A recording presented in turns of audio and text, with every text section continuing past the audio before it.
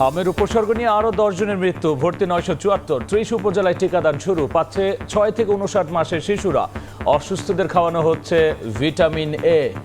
সংবাদ পাচ্ছি মারা যাচ্ছে, এটা আসলে আমাদের মাদের মধ্যে একটা প্রচুর ভয় কাজ করতেছে। অনেক চিন্তায় ছিলাম যে হামের মহামারী আক্রান্ত হচ্ছে। আজকে অনেক স্বস্তি বোধ করতেছি বাচ্চাকে টিকা দিতে পেরে। সকল বাবা মাই তো চাই সন্তান সুস্থ থাকে। 12 এপ্রিল ঢাকার 2 সিটিতে শুরু হবে ক্যাম্পেইন। 3রা মে থেকে চলবে সারা দেশে। এটা একটা ভয়াবহ রোগ, করোনার চেয়ে কোনো অংশে কম না। এটাকে খুব মিসহ্যান্ডেল করেছে অতীতের সরকারগুলি। 2020 ডিসেম্বরের পর থেকে এই টিকাদানটা কন্টিনিউ করে নাই। দেখছিলেন প্রধান শিরোনাম। রাতের সময় সঙ্গে আছি আমি গোলাম রাব্বি। এবার অন্যান্য শীর্ষ সংবাদ। জ্বালানি নিরাপত্তায় সহযোগিতার আশ্বাস যুক্তরাষ্ট্রের। 3 মাসের মজুদ নিশ্চিতের নির্দেশ প্রধানমন্ত্রীর। যুদ্ধের প্রভাবে পণ্যের দাম বাড়ার শঙ্কা অর্থমন্ত্রীর। জুলাই সনদ নিয়ে সংসদে ফের বিতর্ক, মুলতবি প্রস্তাব গ্রহণ না করার আহ্বান বিরোধী দলের। 71-এর পরাজয়ের গ্লানি থেকেই 72-এর সংবিধানে আপত্তি বিরোধীদের। চুরি গেছে সিগন্যাল বক্স, সংযোগ কেবল, বিকল আধুনিক ইন্টারলক সিস্টেম। ভেঙে পড়েছে পদ্মা সেতু রেল প্রকল্পের সংকেত ব্যবস্থাপনা, যে কোনো সময় দুর্ঘটনার শঙ্কা।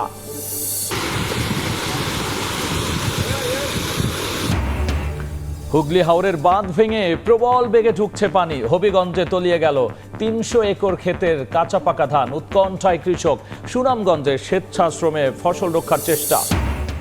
এবং বিসিবি নির্বাচনে অনিয়মের অভিযোগে তদন্ত কমিটির ডাকে সাড়া দেননি আসিফ মাহমুদ। উল্টো বৈধতা নিয়ে প্রশ্ন সাবেক উপদেষ্টার। আইসিসিতে রিপোর্ট পাঠাচ্ছে মন্ত্রণালয়।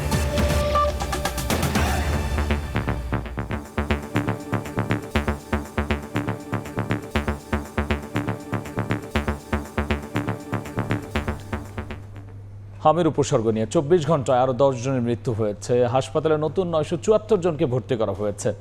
প্রাদুর্ভাব মোকাবিলায় 18 জেলার 30 উপজেলায় শুরু হয়েছে টিকাদান, পাচ্ছে 6 থেকে 59 মাসের শিশুরা। অসুস্থদের রোগ প্রতিরোধ ক্ষমতা বাড়াতে খাওয়ানো হচ্ছে ভিটামিন এ ক্যাপসুল। স্বাস্থ্যমন্ত্রী জানিয়েছেন 12 এপ্রিল ঢাকার 2 সিটি, ময়মনসিংহ ও বরিশাল সিটিতে টিকাদান শুরু হবে। বাকি সব এলাকায় 3রা মে থেকে একযোগে চলবে ক্যাম্পেইন। হামের প্রাদুর্ভাব মোকাবেলায় দেশের 30টি উচ্চ ঝুঁকিপূর্ণ উপজেলায় শুরু হয়েছে জরুরি হাম রুবেলা টিকাদান কর্মসূচি। টিকা কেন্দ্রগুলোতে সকাল থেকে শিশুদের নিয়ে ভিড় করেন অভিভাবকরা। হামের উদ্বেগ উৎকণ্ঠার মধ্যে টিকা পাওয়ায় কিছুটা স্বস্তি প্রকাশ করেন তারা। এতদিন অনেক চিন্তায় ছিলাম যে হামের মহামারী আক্রান্ত হচ্ছে, তো এই জন্য আজকে দেওয়ার পরে অনেক ফিল হচ্ছে। বাচ্চাদের হাম হয়তো হইতে পারে, এই জন্য আগে সতর্ক থাকা ভালো। দিলাম হয়তো পরবর্তীতে যাতে না সমস্যা হয় এই জন্য। কার্যকরের ব্যাপারটা হচ্ছে কি, এটা তো আমরা জানি না, জানে মনে করেন যারা বানাইছে তারা। তবে আমরা তো বিশ্বাসের উপরে আছি। ঢাকায় যে পরিমাণ হয় বাচ্চা দেখতেছি সংবাদ পাচ্ছি মারা যাচ্ছে, এটা আসলে আমাদের মাদের মধ্যে একটা প্রচুর ভয় কাজ করতেছে। আজকে অনেক স্বস্তি বোধ করতেছি বাচ্চাকে টিকা দিতে পেরে। সকালে ঢাকার নবাবগঞ্জ উপজেলা স্বাস্থ্য কমপ্লেক্সে টিকাদান কর্মসূচির উদ্বোধন করেন স্বাস্থ্যমন্ত্রী। এ সময় হামের ভয়াবহতা করোনার চেয়ে কম নয় মন্তব্য করে মন্ত্রী বলেন, অতীতের সরকারের ভুল ব্যবস্থাপনার কারণেই হামের প্রাদুর্ভাব ছড়িয়েছে।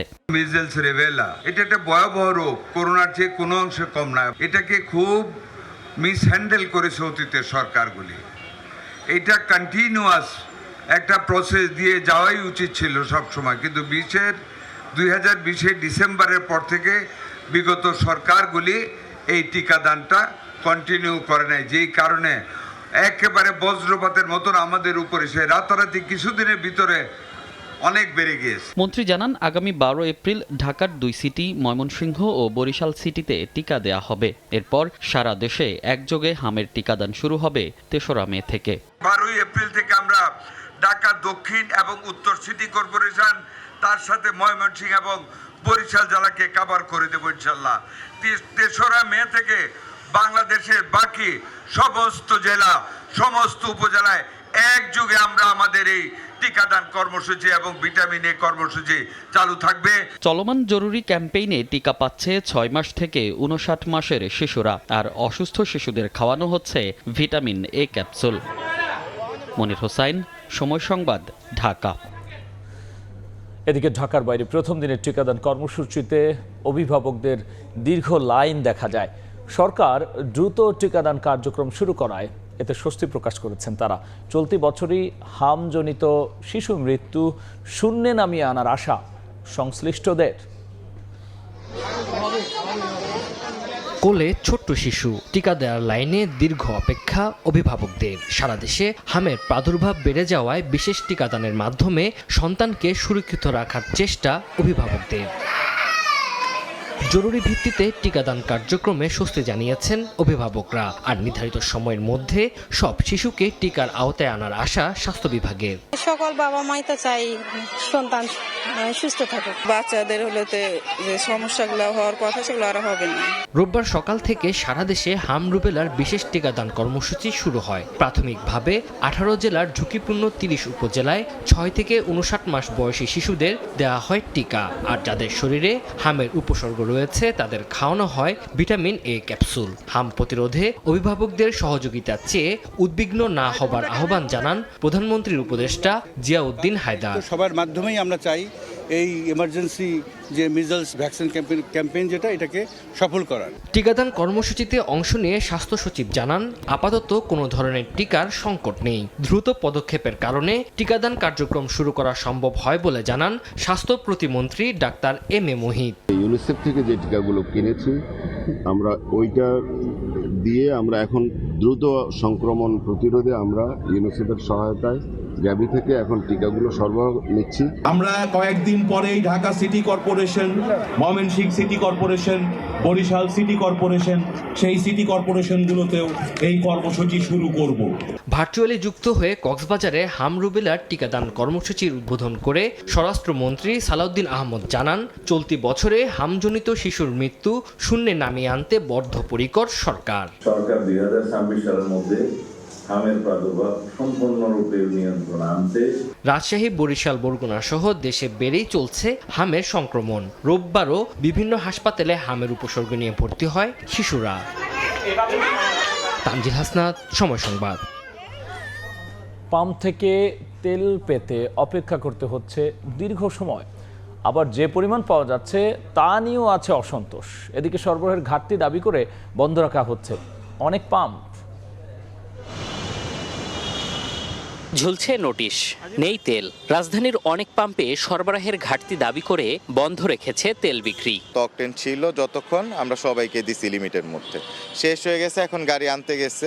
এখন তো যেই চাহিদা ওই অনুযায়ী তো তেল তো পাচ্ছি না আমরা। যেসব পাম্পে তেল দেওয়া হচ্ছে সেগুলোতেও লম্বা লাইন। বাইকে 500 থেকে 600 টাকার তেল নিতে লাইন ধরে অপেক্ষা করতে হয় 4 থেকে 5 ঘন্টা, যা প্রভাব ফেলছে নগরীর ব্যস্ত জীবনে। যে জায়গায় ইচ্ছা মতো যাইতে পারতাম ওইখানে মানে ইচ্ছা হলেও যাওয়া যাচ্ছে না এই তেলের সংকটের কারণে।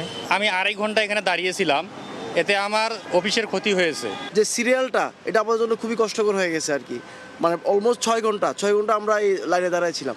সরকারের নানা পদক্ষেপের পরও গ্রাহকরা বলছেন কমেনি ভোগান্তি, উল্টো আরও বেড়েছে। ইরান নাকি তেল দিচ্ছে, তারপরও কেন বাংলাদেশের সমস্যা? সরকারের কাছে একটা আবেদন থাকবে আমাদের যাতে তেলটা ঠিক মতো দেয়। চাহিদা অনুসারে আসলে যে কটা পাম্প খোলা থাকে তারা তো চাইলেও দিতে পারতেছে না। বাইরের থেকে ওই যে মোটর সাইকেল 2 একজনের নিয়ে যায়, তাদের থেকে 200 টাকা করে তেল কিনাও আমাদের ইউজ করতে হয়। একই চিত্র রাজধানীর বাইরেও। লম্বা লাইন আর দীর্ঘ অপেক্ষার পর মিলছে তেল, তবে ক্ষোভের শেষ নেই তেল নিতে আসা মানুষের। আমি 6:30টায় কাজের মোড়ে সিরিয়ালে ছিলাম, তো এখানে আসতে আমার 5.5 ঘন্টা লাগলো, এখনো তেল পাইনি। তেল যাচ্ছে কদ্দুর আল্লাহ মাহবুব জানে, গ্রামগঞ্জের ভিতরে তেল নিয়ে চলে যাচ্ছে, আমরা তেল পাচ্ছি না। অসাধু ব্যবসায়ী যারা এনারা মজুত করেছে, এই জন্য আমরা তেল সংকটের মধ্যে পড়তেছি। দীর্ঘ অপেক্ষার পর তেল পাওয়া গেলেও পরিমাণ নিয়ে সন্তুষ্ট নন গ্রাহকরা। এম এ আজিম, সময় সংবাদ, ঢাকা। হরমুজ প্রণালীতে আটকা অপরিশোধিত জ্বালানি তেলে 3টি চালান।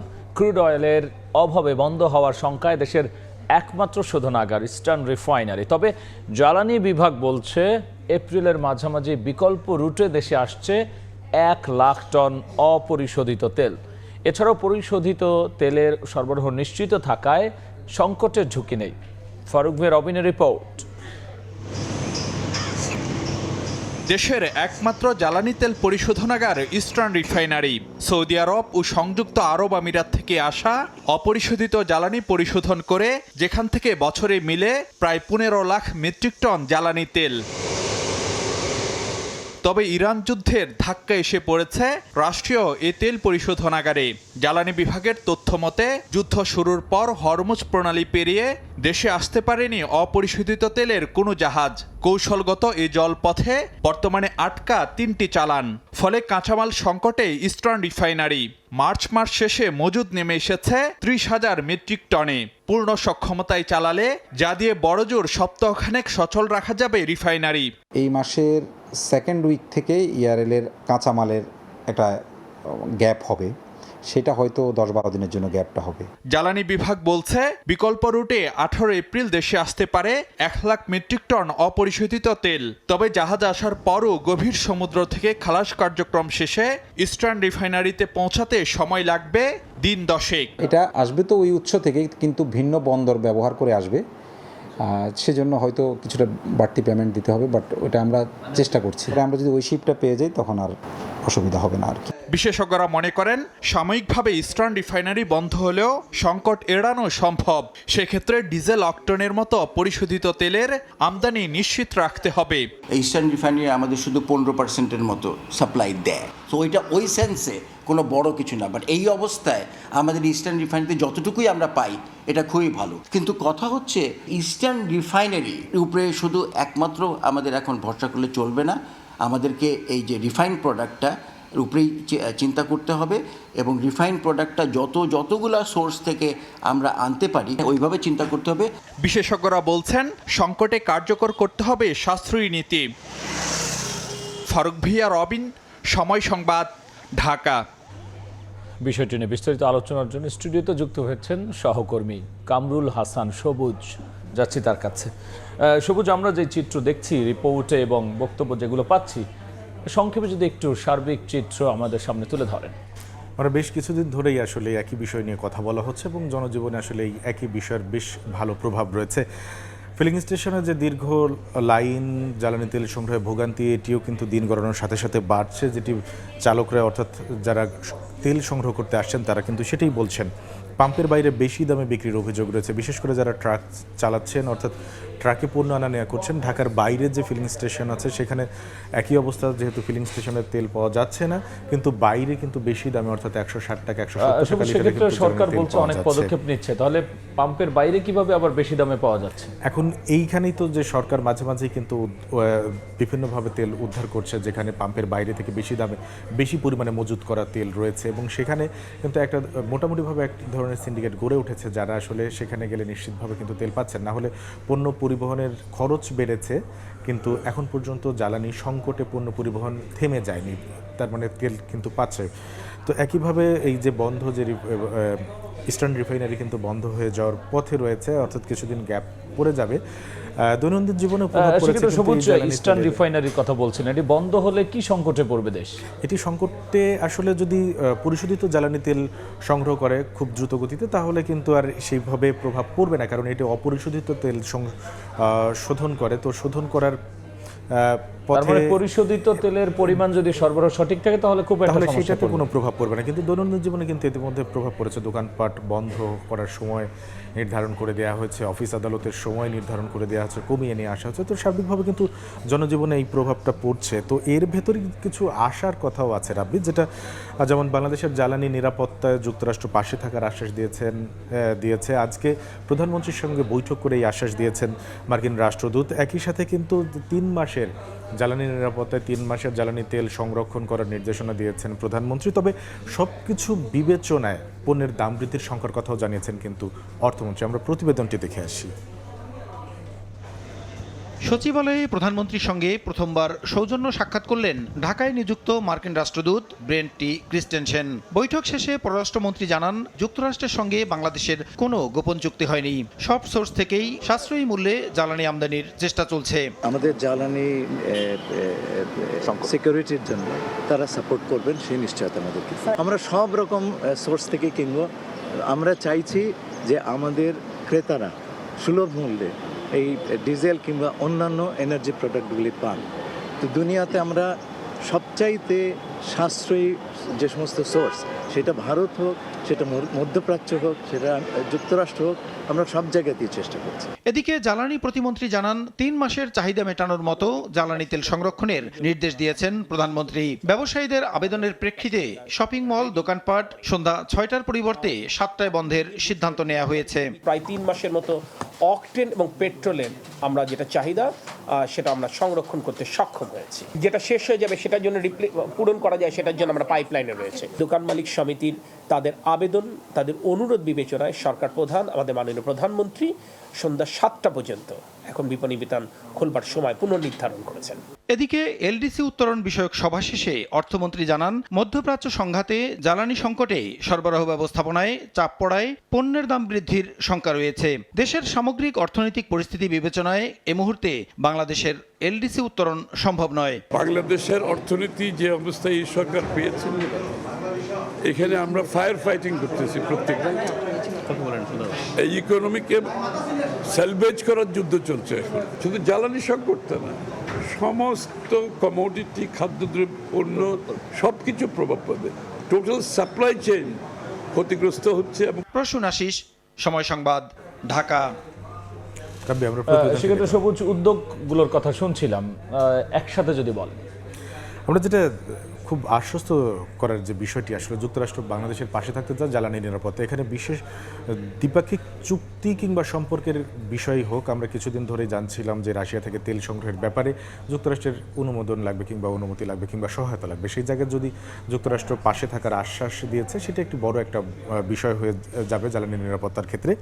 বিকল্প উৎস থেকে আমদানি, আমরা যেটা বলছিলাম যে আসলে ইস্টার্ন রিফাইনারি বন্ধ হওয়ার প্রসঙ্গে যেটা বলছিলাম, যে যদি সরাসরি পরিশোধিত তেল আসে, আমরা দেখেছি সরকারি ক্রয় সংক্রান্ত কমিটিতে গতকাল আমরা বেশ কিছু 16 lakh metric ton diesel, 1 lakh metric ton gasoline এবং 2 কার্গো এলএনজি আমদানির বিষয় কিন্তু অনুমোদন দেওয়া হয়েছে, এবং সেগুলো কিন্তু স্বাভাবিকভাবেই জ্বালানি নিরাপত্তা অর্থাৎ জ্বালানি সংকট খুব দ্রুত মোকাবেলায় কিন্তু সহায়তা করবে। এবং দীর্ঘমেয়াদী পরিকল্পনা যেটি সরকার প্রধান 3 মাসের জ্বালানি সংরক্ষণ, জ্বালানি নিরাপত্তার জন্য জ্বালানি তেল বা জ্বালানি সংরক্ষণ করার তাগিদ দিয়েছেন, সেই পথে কিন্তু যাচ্ছে। এবং বলা হচ্ছে বিকল্প উৎস থেকেও আনা হবে।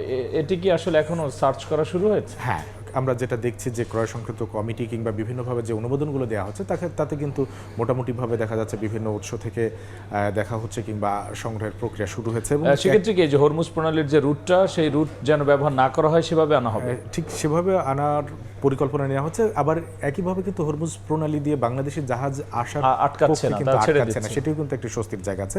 তবে সবকিছু বিবেচনা পণ্যের দাম বৃদ্ধির সংখ্যা অর্থমন্ত্রী যেটি জানিয়েছেন, সেটি কিন্তু খুবই বাস্তব।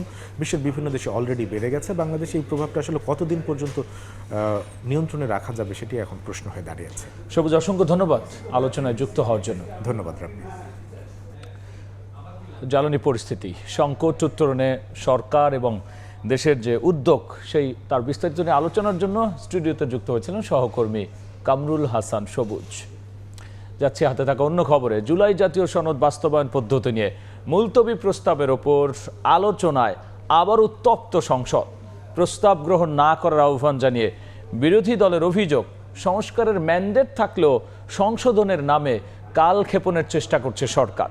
জবাবে ক্ষমতাসীন দল বলছে, আইন না বুঝে সংস্কার ও সংশোধন শব্দ নিয়ে বিভ্রান্তি তৈরি করছেন বিরোধীরা। পরে সংসদ নেতার পক্ষে স্বরাষ্ট্রমন্ত্রী বলেছেন, ৭১-এর পরাজয়ের গ্লানির কারণেই ৭২-এর সংবিধানে আপত্তি তাদের। জুলাই জাতীয় সনদ বাস্তবায়ন পদ্ধতি নিয়ে সংসদে মুলতবি প্রস্তাবের উপর আলোচনা। সরকার ও বিরোধী দলের সদস্যদের বিতর্ক দেখতে গ্যালারিতে গণ অভ্যুত্থানে অংশ নেয়া তরুণরা। আয়না ঘরে না যায়। মাগরিবের নামাজের বিরতির পর সনদ বাস্তবায়ন প্রক্রিয়া আলোচনার জন্য মুলতবি প্রস্তাব উত্থাপন করেন সরকার দলীয় সংসদ সদস্য জয়নুল আবদিন ফারুক। এরপরই উত্তপ্ত হয়ে ওঠে অধিবেশন। বিরোধী দলের অভিযোগ, ঐকমত্য কমিশনে বাস্তবায়ন পদ্ধতির সমাধান হলেও মানতে চাইছে না সরকারি দল।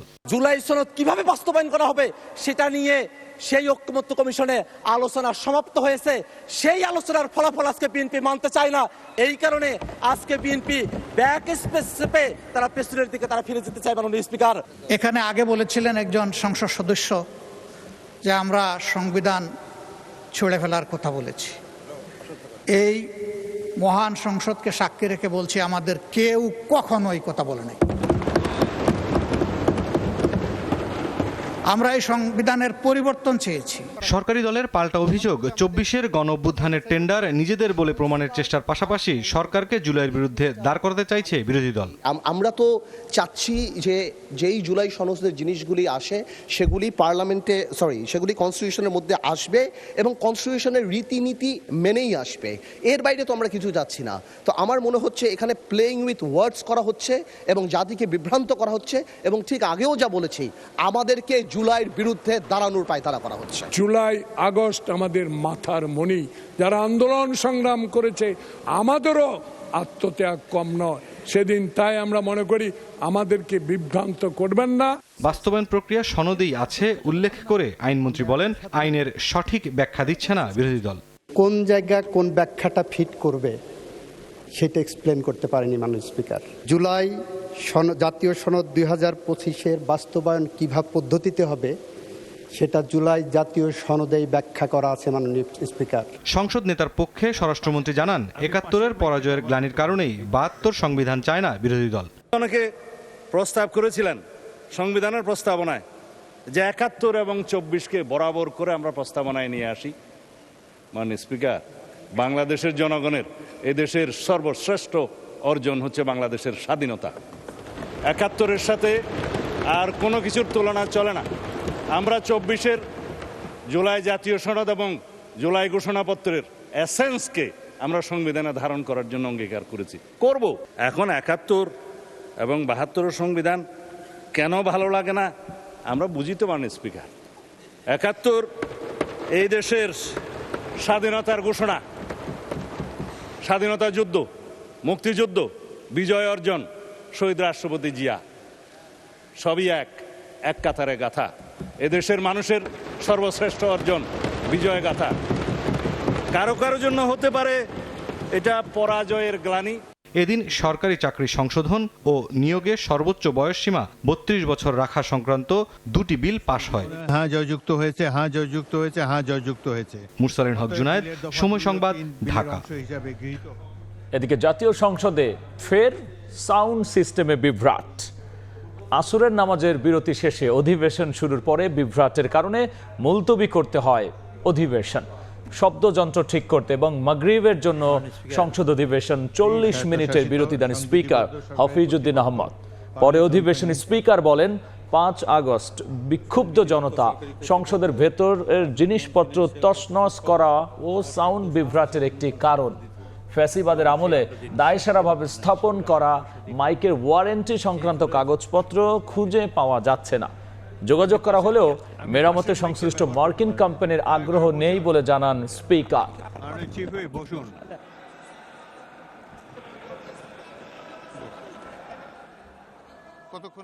2024 সালের 5 আগস্ট তারিখে ক্ষিপ্ত জনতা জাতীয় সংসদে প্রবেশ করে অনেক আসবাবপত্র, বৈদ্যুতিক যন্ত্রপাতি ইত্যাদি তছনছ করেছে। এই কারণেই ক্রমাগত মাইকে বিভ্রাট দেখা যাচ্ছে। আরেকটি কারণ হলো এই ফ্যাসিস্ট সরকারের আমলে মাইক সিস্টেমটি স্থাপিত করা হয়। যারা এটি স্থাপন করেছে তাদের অ্যাটল কোনো ওয়ারেন্টি ছিল কিনা, মাইকের কার্যকারিতা কতদিন থাকবে এ সম্বন্ধে কোনো কাগজপত্র ইত্যাদি পাওয়া যাচ্ছে না। বোঝা যাচ্ছে যে অত্যন্ত হেলাফেলার সাথে এই বিশাল কাজটি সম্পন্ন করা হয়েছে। কিছু রাজনৈতিক শক্তি ধর্মকে সামনে নিয়ে রাজনীতি করতে চায়, তবে ধর্ম নিয়ে বিভাজনের সুযোগ নেই বলে জানিয়েছেন স্থানীয় সরকার মন্ত্রী মির্জা ফখরুল ইসলাম আলমগীর। সকালে রাজধানীর ভাটারায় খ্রিস্টান ধর্মাবলম্বীদের ইস্টার সানডে উপলক্ষে শুভেচ্ছা বিনিময় অনুষ্ঠানে তিনি কথা বলেন। এ সময় কিছু দল মুক্তিযুদ্ধকে অস্বীকার করে বলেও মন্তব্য করেছেন তিনি। জ্বালানি সংকট প্রসঙ্গে মির্জা ফখরুল বলেছেন, সংকটের মধ্যেও সরকার বাইরে থেকে জ্বালানি আমদানির চেষ্টা করছে। সংশ্লিষ্ট মন্ত্রণালয়ের মন্ত্রী পর্যাপ্ত জ্বালানি তেল মজুদ আছে বলে বলার পরও মানুষ বাইক নিয়ে বারবার তেল নিচ্ছে বলে অভিযোগ করেন তিনি। আমাদের মধ্যে কিছু রাজনৈতিক শক্তি আছে যারা ধর্মকে সামনে নিয়ে রাজনীতি করতে চায়। আরো দুঃখজনক ব্যাপার, যে অনেকেই শক্তি আছে যারা 1971 সালের স্বাধীনতা যুদ্ধকে অস্বীকার করতে চায়। যারা সমাজে এখন বিশৃঙ্খলা সৃষ্টি করতে চান ধর্মকে নিয়ে, আমাদেরকে সকলকে সমবেতভাবে রুখে দাঁড়াতে হবে, প্রতিরোধ করে তুলতে হবে। রাতের সময়ে আরও থাকছে মঙ্গল বা আনন্দ নয়, এবার নববর্ষে হবে বৈশাখী শোভাযাত্রা, জানালেন সংস্কৃতি মন্ত্রী। নতুন নামে সমস্যা হবে না ইউনেস্কোর স্বীকৃতিতে, বিভাজন ভুলে ভেঙে পড়েছে পদ্মা সেতু রেল সংযোগ প্রকল্পের সিগন্যাল ব্যবস্থা। কম্পিউটার নিয়ন্ত্রিত অত্যাধুনিক সিগন্যাল সামগ্রী চুরি হয়ে যাওয়ায় পুরানো পদ্ধতিতে চলছে ট্রেন, আর এতে কমেছে গতি। যে কোনো সময় ভয়াবহ দুর্ঘটনার শঙ্কা রেল কর্মীদের। দেখব নাজমুস সালেহের রিপোর্ট। তীব্র গতিতে ছুটে আসছে ট্রেন, চালককে জরুরি বার্তা দিতে সবুজ পতাকা নাড়িয়ে দৃষ্টি আকর্ষণের চেষ্টা পয়েন্টসম্যানের। হাতে লোহার রিংয়ে বাঁধা সেই জরুরি বার্তা, এমন দৃশ্য স্মরণ করিয়ে দেয় ব্রিটিশ আমলে রেল পরিচালন ব্যবস্থাকে। শত বছরের পুরানো সেই পদ্ধতি যেন ফিরে এসেছে পদ্মা সেতু রেল সংযোগ রুটে। সিগন্যালের মালামাল চুরি হওয়ার জন্য রোদ বৃষ্টি ঝড় এটার মাঝেও এটা দিতে হয়। পদ্মা সেতু রেল সংযোগ প্রকল্পে ব্যবহার করা হয়েছে দেশের সর্বাধুনিক সিগন্যাল পদ্ধতি, কিন্তু নিমতলা স্টেশন মাস্টারের কক্ষে গিয়ে দেখা যায় কম্পিউটার নিয়ন্ত্রিত ইন্টারলক সিস্টেম পুরোপুরি বিকল। ট্রেনের খবর নিতে হয় মোবাইলে, আর চালকের কাছে দেয়া হয় হাতে লেখা নির্দেশিকা। সিগন্যালের সমস্ত মেকানিজম চুরি হয়ে গেছে, যার ফলে আমাদের কোনো সিগন্যাল হয় না, আমরা এখন কোনো ক্রসিংও করতে পারি না, শুধু এক লাইনে গাড়ি চলে। এই রুটে রেল লাইনের পাশে বসানো সব সিগন্যাল বক্স চুরি হয়ে গেছে, এমনকি চুরি হয়ে গেছে স্বয়ংক্রিয়ভাবে ট্রেন চলাচলের খবর রেল কর্মীদের কাছে পৌঁছে দেওয়ার সরঞ্জামও। ফলে সিগন্যাল সংশ্লিষ্টদের একমাত্র ভরসা এখন মোবাইল। ম্যানুয়াল পদ্ধতিতে ট্রেন চলাচলের পথ নির্ণয় করেন পয়েন্টসম্যান। এতে ট্রেনের গতি কমার পাশাপাশি ভয়াবহ দুর্ঘটনার শঙ্কা ট্রেন চালকদের। ম্যানুয়ালি পয়েন্ট সেট করে ওটা ভুল ভ্রান্তি বেশি হয়, আর যদি সিবিআই হয় তখন পয়েন্ট রং হওয়ার কোনো সম্ভাবনা থাকে না। রেল কর্মকর্তারা বলছেন চুরি ঠেকানো না গেলে অচিরেই হুমকির মুখে পড়বে সার্বিক রেল ব্যবস্থাপনা। যদি চুরি রোধ করা না যায়, আমাদের আইন শৃঙ্খলা রক্ষাকারী বাহিনী কঠিন পদক্ষেপে না যায়, তাহলে ভবিষ্যতে হয়তোবা এই জনগুরুত্বপূর্ণ একটি অঞ্চলের ট্রেন যোগাযোগ ব্যবস্থা ব্যাহত হওয়ার সম্ভাবনা আছে। যদিও রেল পুলিশের দাবি সক্ষমতার অভাব ও নানা সীমাবদ্ধতায় বরাবরই ব্যর্থ তারা। আমাদের জনবল যদি আরো বেশি থাকতো বা লজিস্টিক সাপোর্ট যদি আরো বেশি থাকতো, তাহলে আমরা ওই যে 24 আওয়ার্স কিন্তু আমরা পেট্রোলিং দিতে পারতাম। রেলের মাঠ কর্মীরা বলছেন নিরাপত্তা কর্মীদের উদাসীনতার কারণে প্রতিদিনই চুরি হচ্ছে মূল্যবান সব সিগন্যাল সামগ্রী, ফলে একেবারে বিকল হয়ে পড়েছে এই লাইনের সিগন্যাল সিস্টেম। দ্রুত যদি চুরি বন্ধে কার্যকর উদ্যোগ না নেওয়া যায়, তাহলে হুমকির মুখে পড়বে সার্বিক রেল ব্যবস্থা বলে শঙ্কা তাদের। নাজমুস সালেহী, সময় সংবাদ, সিরাজদি খান, মুন্সিগঞ্জ। রাজধানীতে রাস্তা ফুটপাত দখল করে বছরের পর বছর চলছে ব্যবসা। পঞ্চম দিনের অভিযানে নিউ মার্কেট এবং আগারগাঁও এলাকায় শতাধিক অবৈধ দোকান উচ্ছেদ করেছে ডিএমপি। জরিমানাও করা হয় বেশ কিছু দোকানকে, জব্দ করা হয় মালামাল। ব্যবসায়িক মালামাল রাখার জন্য ফুটপাতে দীর্ঘ সময় ধরে রাখা চৌকিগুলো হুড়োহুড়ি করে সরিয়ে নেওয়ার দৃশ্যই বলে দিচ্ছে উচ্ছেদ অভিযান চলছে। এমন দৃশ্য দেখা গেল রাজধানীর নিউ মার্কেট এলাকায়। উচ্ছেদ অভিযান হয়েছে রাজধানীর আগারগাঁও এলাকাতে। ফুটপাত এবং ডিভাইডারে বাণিজ্যিক কার্যক্রমের জন্য রাখা স্থাপনাগুলো ভেঙে নিয়ে যায় পুলিশ। এ সময় দুটি বাণিজ্যিক প্রতিষ্ঠানকে জরিমানাও করা হয়। ৫,০০০ টাকা জরিমানা করেছি এবং আমরা সামনেও এভাবে আমাদের অভিযান পরিচালনা করব। অবৈধ স্থাপনাগুলো আমরা অপসারণ করতেছি এবং বিভিন্ন দোকান যারা এক্সটেনশন করে আপনার ব্যবসা করতেছে তাদের আইনের আওতায় নিয়ে আসতেছি। আমাদের যে ভিডিও মামলার কার্যক্রম চলমান আছে, প্রত্যেকটি গাড়ির ভিডিও এভিডেন্সের উপর ভিত্তি করে ট্রাফিক আইনে তাদের বিরুদ্ধে মামলা দেওয়া, তাদের ঠিকানায় চিঠি দেওয়া হবে, তাদের গাড়িতে মামলা হয়েছে। নিউ মার্কেট এলাকার যে ফুটপাত চোখে দেখা যেত না, বড় পরিসরে অভিযান পরিচালনা করায় তা অনেকটাই দৃশ্যমান হয়েছে। অভিযানে 16টি দোকানকে ফুটপাতে মালামাল রাখার জন্য 84,000 টাকা জরিমানা করা হয়। অবৈধ পার্কিং এর জন্য মামলা দেয়া হয় 50টি গাড়িকে। এই স্ট্রাকচারগুলো বাইরে রেখে তারা অবৈধভাবে ব্যবসা করছিল, জনগণের যাতায়াতের রাস্তাকে প্রতিবন্ধকতা করছিল। আমরা সেই সকল স্ট্রাকচারগুলো তুলে ডাম্পিং করে ফেলেছি। এরপরে আমরা গোপনে আসবো, আমাদের সোর্সের বেসিসে আসবো। আমাদের এই অবস্থানটা অর্থাৎ আমাদের উচ্ছেদ অভিযানটা অব্যাহত থাকবে। আমরা 3 জনকে আটক করেছি। অভিযোগ হচ্ছে আমাদের কাজে বাধা দিয়েছে। এবার বিজ্ঞপ্তি দিয়ে করা হলেও এরপর আকস্মিক অভিযানের হুঁশিয়ারি দেন কর্মকর্তারা। উচ্ছেদ অভিযান শেষ হয়েছে আধা ঘন্টাও হয়নি, এর মাঝেই আবারও শুরু হয়েছে ফুটপাতের দখল প্রক্রিয়া। অর্থাৎ সাধারণ মানুষের যে আশা ছিল এবারের উচ্ছেদের পর ফুটপাত দখলমুক্ত হওয়ার বিষয়টির একটি স্থায়ী সমাধান হবে, আমার পেছনের দৃশ্যই বলে দিচ্ছে তাদের সে আশায় গুড়ে বালি। আতাউর কাউসার, সময় সংবাদ, ঢাকা। হুগলি হাওরের বাঁধ ভেঙে প্রবল বেগে ঢুকছে পানি। হবিগঞ্জে তলিয়ে গেছে ৩০০ একর বড় মৌসুমের ধান, আর এতে চরম উৎকণ্ঠায় কৃষক।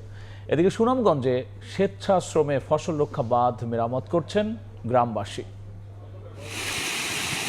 প্রবল বেগে ঢুকছে পানি, তলিয়ে যাচ্ছে কৃষকের স্বপ্ন।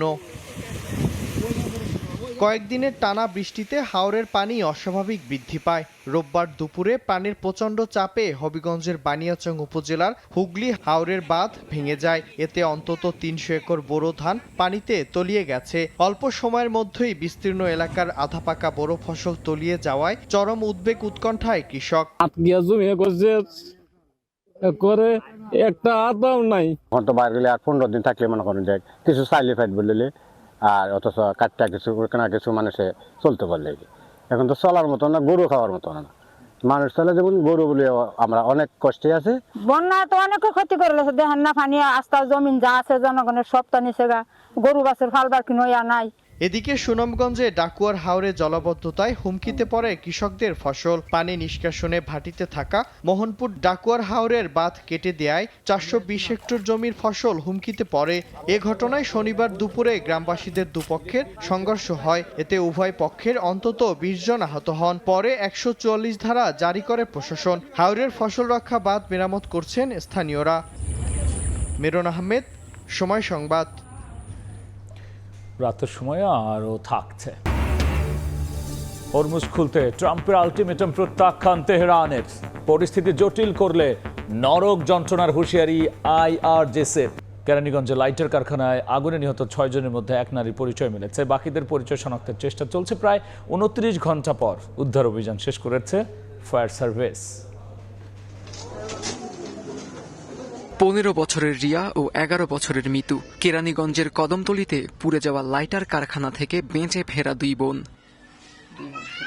8,000 টাকা বেতনে কারখানাটিতে কাজ করত রিয়া, আর মিতু পেত 6,000। এ দিয়েই চলছিল তাদের জীবন। কিন্তু শনিবারের আগুন থেকে বেঁচে ফিরলেও এখন তাদের সামনে অনিশ্চয়তা। সেই ভয়াবহ ঘটনার ঘোর কাটেনি তাদের। আগুন লাগছে, আমরা একসাথে 5 জন ছিলাম, 5 জনই আমরা অলটপকে আইয়ে পড়ছি। আমি আমার মেশিনের হোন থেকে আমার জুতা রেখে আমি দিচ্ছি দূর। লাইটার কারখানার আগুন থেকে ফিরেছে ফাহিমা নামের 15 বছরের এই কিশোরীও। জানান অগ্নিকাণ্ডের সময় কারখানায় ছিলেন 40 জন শ্রমিক। আর আগুন লাগার পর গেট বন্ধ করে দেন দারোয়ান। আসার পরে দেখি গেট আটকানো, আমি দারোয়ানের বলছি গেটটা খুলে দেন, সে গেটটা খুলে দেন, বলছে কম আগুন লাগছে, পরে লিপবা যাইবো। কারখানা মালিকের বিরুদ্ধে জোর করে কাজ করানোর অভিযোগও করেন অন্য শ্রমিকরা। মালিক এখন কোথায় আমরা তো জানি না, আমগো বেতন দেওয়া লয়ে গেছে, আটকে রাখছে। এদিকে আগুনের ঘটনায় এখন পর্যন্ত উদ্ধার 6 মরদেহের মধ্যে শনাক্ত হয়েছে এক নারীর পরিচয়। এখনো পরিচয় পাওয়া যায়নি 5 জনের। আর আহতদের চিকিৎসা দেয়া হচ্ছে বার্ন ইনস্টিটিউটে। এদিকে রোববারও পুড়ে যাওয়া কারখানাটিতে উদ্ধার অভিযান চালিয়েছে ফায়ার সার্ভিস। 17 থেকে 18 জন শ্রমিক কাজ করতেছিলেন। এর ভিতরে কিছু শ্রমিক বের হয়ে গেছেন, আর এর ভিতরে কিছু শ্রমিক বের হইতে পারেন না। এর ভিতরে আমরা 6 জনের লাশ উদ্ধার করছি, আর 2 জন হাসপাতালে আছে। ফায়ার সার্ভিস জানায়, দুর্ঘটনার কারণ অনুসন্ধানে গঠিত কমিটি তদন্ত প্রতিবেদন দেবে 7 থেকে 14 দিনের মধ্যে। আত্মজ রহমান, সময় সংবাদ, ঢাকা। এবার বাণিজ্যের সংবাদ।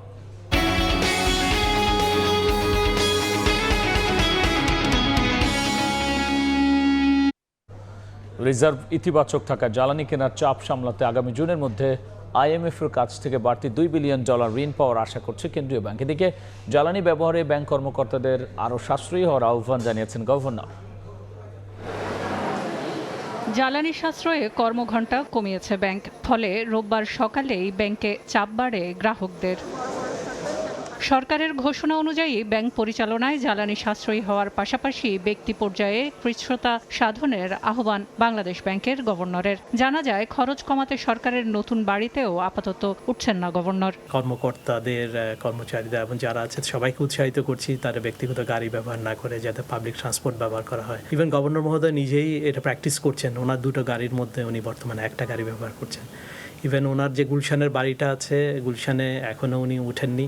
এটার যেহেতু একটা মেনটেনেন্স আছে, অনেকগুলো কর্মচারী ওখানে দরকার হয়, এই সময়ে উনি চাচ্ছেন যে ওনার কিচ্ছু সাধনার অংশ হিসেবে উনি বাড়িতে আপাতত উঠবেন না। কেন্দ্রীয় ব্যাংক সূত্রে জানা গেছে, এপ্রিলে ভারত থেকে পাওয়া 45,000 ব্যারেল ডিজেলের চাহিদাও মেটাতে হবে সরকারি কোষাগারের অর্থে। বাড়তি অর্থ যোগানে আমদানি ও রফতানির ব্যয়ের স্থিতি ধরে রাখতে বিদেশি ঋণের পথে হাঁটছে বাংলাদেশ। এরই মধ্যে আইএমএফ থেকে 2 বিলিয়ন অতিরিক্ত ঋণ সুবিধা জুন নাগাদ পাওয়ার আশা করছে বাংলাদেশ ব্যাংক। রিজার্ভের অবস্থা ইতিবাচক থাকায় বাড়তি এই ঋণ পাওয়ার বিষয়ে আশাবাদী সরকার। আইএমএফ যে আমাদের ব্যালেন্স অফ পেমেন্টের যে ইমব্যালেন্সটা আছে সেটা তারা আমাদের পূরণ করে, এবং তারা একটা কমিটমেন্টও দিয়েছে যে এই বিয়েটা আছে, যে কমিটমেন্ট আমাদের আছে লোনের কিস্তি, তার বাইরেও ওটা 2 বিলিয়ন আমরা আরও বেশি আমরা প্রত্যাশা করছি, এবং সেটার জন্য যে ধরনের কন্ডিশনসগুলো অর্থাৎ যে স্ট্যাটাস আমাদের থাকা দরকার সেগুলো আমরা আশা করি সেগুলো পূরণ করতে পারবো। বাংলাদেশ ব্যাংক জানায়, জ্বালানি আমদানিতে সিঙ্গেল বড়োয়ার এক্সপোজার লিমিটও ডিসেম্বর পর্যন্ত বাড়ানো হয়েছে। সেলিয়া সুলতানা, সময় সংবাদ, ঢাকা। শ্রম অধ্যাদেশ সংশোধন অধ্যাদেশ 2025-এ শ্রমিকের সংজ্ঞায় কর্মকর্তা কর্মচারী শব্দ যুক্ত করে শিল্প ধ্বংসের পায়তারা চলছে অভিযোগ করে বিকেএমইএ বলছে, এর মধ্য দিয়ে মালিক আর শ্রমিকের মধ্যে চিরস্থায়ী বিভেদ তৈরি করা হবে। বিকেএমইএ ভবনে সংবাদ সম্মেলনের সংগঠনটির সভাপতি মোহাম্মদ হাতেম জানান, মালিক, শ্রমিক ও সরকার ত্রিপক্ষীয় বৈঠকে নেওয়া সিদ্ধান্ত অধ্যাদেশে অন্তর্ভুক্ত করা হয়নি। উদ্দেশ্যমূলকভাবে আইন পরিবর্তন করা হয়েছে দাবি করে তিনি বলেন, শ্রমিকের চাকরি অবসানের ক্ষতিপূরণের সময়সীমায় অস্পষ্টতা রয়েছে। এছাড়াও শ্রমিক ইউনিয়নের নির্বাচনে প্রাপ্ত ভোটে বিজয়ী হওয়ার ক্ষেত্রেও আইনটি পরিষ্কার নয়। এছাড়া শ্রমিকের ভবিষ্যৎ তহবিলের সংজ্ঞা সংশোধন, মাতৃত্বকালীন মজুরি সহ 8টি সংস্কার করে আইন পাশ করার দাবি জানায় বিকেএমইএ।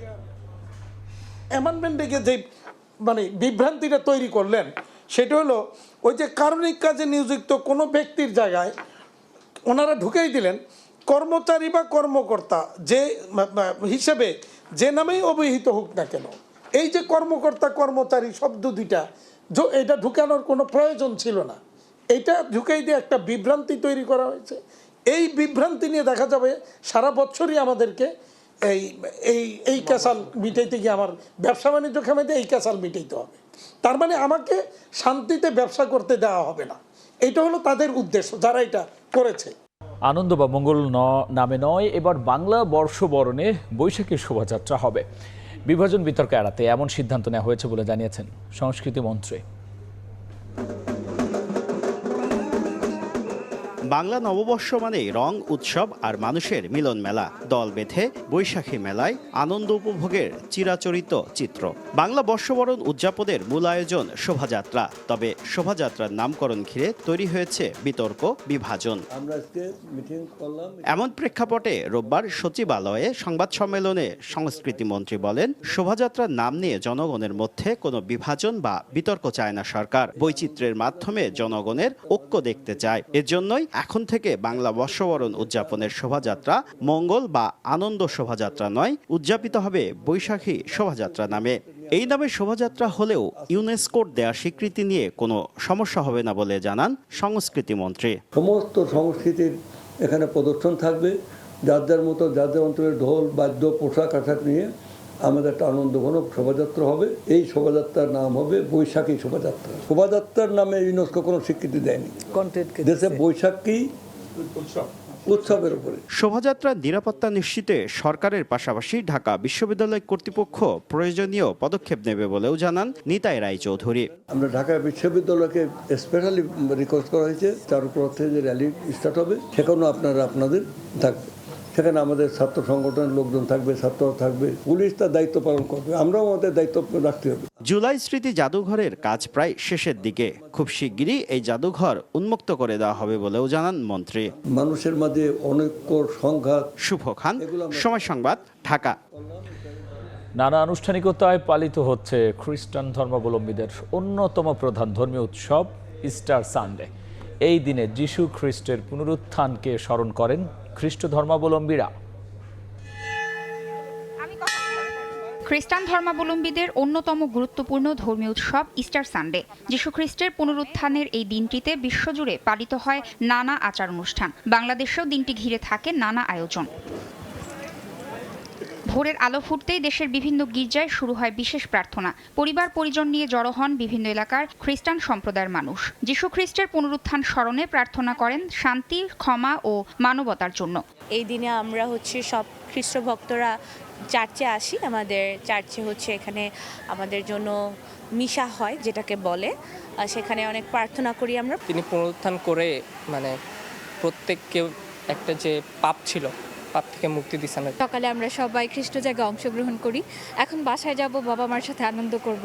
খ্রিস্টান ধর্মাবলম্বীদের মতে এই দিনে যীশুখ্রিস্ট মৃত্যু থেকে পুনরুত্থান করেছিলেন। গুড ফ্রাইডেতে বিপথগামী ইহুদিরা তাকে ক্রুশবিদ্ধ করে হত্যা করেছিল। মৃত্যুর তৃতীয় দিবস অর্থাৎ রোববার তিনি মৃত্যু থেকে জেগে উঠেন। মৃত্যুকে জয় করে আবারও মানুষের মাঝে ফিরে আসেন যিশু। আমাদের যীশুখ্রিস্ট ক্রুশে মৃত্যুবরণ করেছিলেন আমাদের সকলকে পাপ থেকে মুক্ত করার জন্য, এবং এই কারণে সে মৃত্যুবরণ করার 3 দিন পরে সে কবর থেকে জীবিত হয়েছিলেন। বাঙালি হিসেবে আমরা এই সময়ে দই চিড়া, আমাদের ঘরে দই চিড়া, মিষ্টি, এগুলো আমাদের গিয়ে আপ্যায়নের জিনিস। পুনরুত্থান করলেন, এটাই হলো মূল। আর পৃথিবীতে শান্তি বিরাজ করার জন্যই উনি এসেছেন। ইস্টার সানডের আগে যীশুখ্রিস্টের স্মরণে প্রায় 40 দিনের একটি উপবাসের সময় পালন করে থাকেন খ্রিস্ট ধর্মাবলম্বীরা। খ্রিস্টীয় ধর্মবিশ্বাসের মূল ভিত্তি হল যিশুর ক্রুশে জীবনদান এবং গৌরবময় পুনরুজ্জীবন। মানুষের সেবায় নিজের জীবনকে উৎসর্গ করে সত্য ও সুন্দরের পথে এগিয়ে যাওয়াই ইস্টার সানডের মূল বাণী। তাসনিয়া নিশাত মিম, সময় সংবাদ, ঢাকা। হরমুজ প্রণালী খুলতে ডোনাল্ড ট্রাম্পের হুমকি সরাসরি প্রত্যাখ্যান করেছে ইরান। পরিস্থিতি জটিল করতে চাইলে গোটা অঞ্চলকে যুক্তরাষ্ট্র ইসরায়েলের জন্য জাহান্নামে পরিণত করা হবে বলে হুঁশিয়ারি দিয়েছে ইরানের বিপ্লবী গার্ড বাহিনী। দেশটিতে বিধ্বস্ত যুদ্ধ বিমানের নিখোঁজ আরেক পাইলটকে উদ্ধারের দাবি করেছেন মার্কিন প্রেসিডেন্ট। আর অভিযানে অংশ নেয়া যুক্তরাষ্ট্রের আরও একটি বিমান বিধ্বস্তের দাবি করেছে IRGC। পাল্টাপাল্টি হামলাও রয়েছে অব্যাহত। রোববার সকালে ইসরায়েল উপসাগরীয় দেশগুলো লক্ষ্য করে দফায় দফায় ব্যালিস্টিক ক্ষেপণাস্ত্র হামলা চালায় ইরান। তেল আবিব সহ বিভিন্ন শহরে সামরিক স্থাপনা লক্ষ্য করে আঘাত হানার দাবি করা হয়। যৌথভাবে ইসরায়েলে হামলার কথা জানায় ইয়েমেনের হাউথি ও লেবাননের বিদ্রোহী গোষ্ঠী হিজবুল্লাহ। কুয়েত, আমিরাত, সৌদি আরব ক্ষেপণাস্ত্র ড্রোন প্রতিহতের দাবি করেছে। ইরানেও হামলা অব্যাহত রেখেছে ইসরায়েল ও যুক্তরাষ্ট্র। ইরানের পেট্রোকেমিক্যাল কারখানায় আক্রমণের ঘটনায় বাড়ছে হতাহতের সংখ্যা। দেশটিকে অর্থনৈতিকভাবে পঙ্গু করে দেওয়ার হুমকি দিয়েছেন ইসরায়েলের প্রধানমন্ত্রী বিনিয়ামিন নেতানিয়াহু। הבטחתי לכם שאנחנו נמשיך לכתוש את משטר הטרור בטהרן, וזה בדיוק מה שאנחנו עושים. אחרי שהשמדנו להם 70% ביכולת ייצור הפלדה, שמשמש להם חומר גלם לכלי הנשק נגדנו, אנחנו היום תקפנו את המפעלים הפטרוכימיים. এদিকে ইরানে বিধ্বস্ত হওয়া যুদ্ধবিমানের আরও এক পাইলটকে নিরাপদে উদ্ধারের দাবি করেছেন মার্কিন প্রেসিডেন্ট ডোনাল্ড ট্রাম্প। সামাজিক মাধ্যমে এক পোস্টে তিনি জানান, বিশেষ এই অভিযানে শত শত মার্কিন সেনা যুদ্ধবিমান অংশ নেয়। অভিযানে কয়েকজন ইরানি নিহত হলেও কোনো মার্কিন সেনা হতাহত হয়নি বলে জানায় ট্রাম্প। ইরানের বিপ্লবী গার্ড বাহিনীর পক্ষ থেকে মার্কিন সেনা উদ্ধারের বিষয়ে কোনো কিছু জানানো না হলেও অভিযানে অংশ নেয়া আরও একটি বিমান ভূপাতিতের দাবি করা হয়েছে। এর আগে হরমুজ প্রণালী খুলে দিতে ইরানকে 48 ঘন্টার সময়সীমা বেঁধে দেন মার্কিন প্রেসিডেন্ট ডোনাল্ড ট্রাম্প। না হলে ইরানের উপর নরক নেমে আসবে বলেও হুঁশিয়ারি দেন তিনি। ইরানের কেন্দ্রীয় সামরিক কমান্ড সরাসরি এই হুমকি প্রত্যাখ্যান করে একে অসহায় ও বোকামিপূর্ণ পদক্ষেপ হিসেবে আখ্যা দেন। এমনকি যুদ্ধ বিস্তৃত করলে যুক্তরাষ্ট্র ইসরায়েলের জন্য গোটা অঞ্চলকে জাহান্নামে পরিণত করা হবে বলেও হুঁশিয়ারি দেওয়া হয়। রাহানুল রানা, সময় সংবাদ। অভিযুক্ত হিসেব নয়, বিসিবি নির্বাচনে সংশ্লিষ্টতা ঢাকায় সাবেক উপদেষ্টা আসিফ মাহমুদকে ডেকেছিল এনএসসির তদন্ত কমিটি। তবে তাতে সাড়া দেননি বলে জানান কমিটির প্রধান AKM আসাদুজ্জামান। উল্টো কমিটির বৈধতা নিয়ে প্রশ্ন তুলেছেন তিনি। এদিকে নির্বাচনে অনিয়মের তদন্ত কমিটির রিপোর্ট ICCর কাছে পাঠানোর সিদ্ধান্ত নিয়েছে মন্ত্রণালয়। এরপরে চূড়ান্ত সিদ্ধান্ত নেওয়া হবে বলে জানান আমিনুল হক। অনেক দিনের অপেক্ষা, অবশেষে বিসিবির অনিয়ম নিয়ে তদন্ত কমিটির প্রতিবেদন জমা পড়েছে এনএসসিতে। নির্ধারিত সময়ের আগে জমা দিলেন কমিটির সদস্যরা।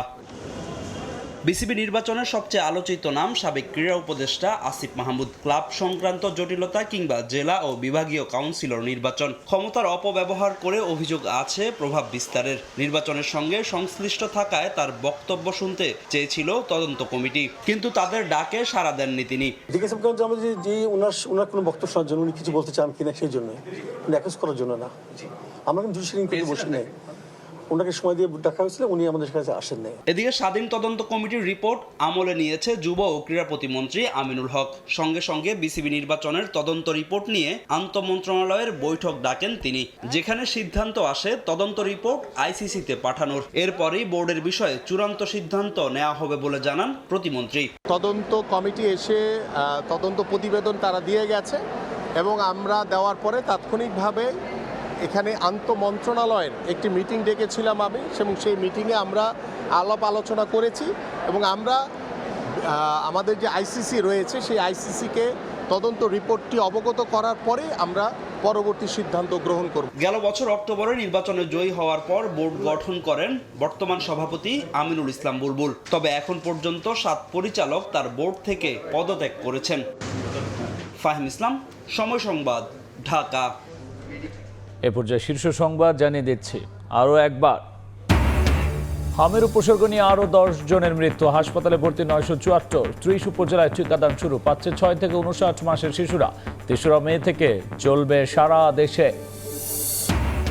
জুলাই সনদ নিয়ে সংসদে তুমুল বিতর্ক, সংস্কারে কালক্ষেপণের অভিযোগ বিরোধীদের। 71-এ পরাজয়ের গ্লানি থেকেই মুক্তিযুদ্ধের মাধ্যমে অর্জিত সংবিধানে আপত্তি।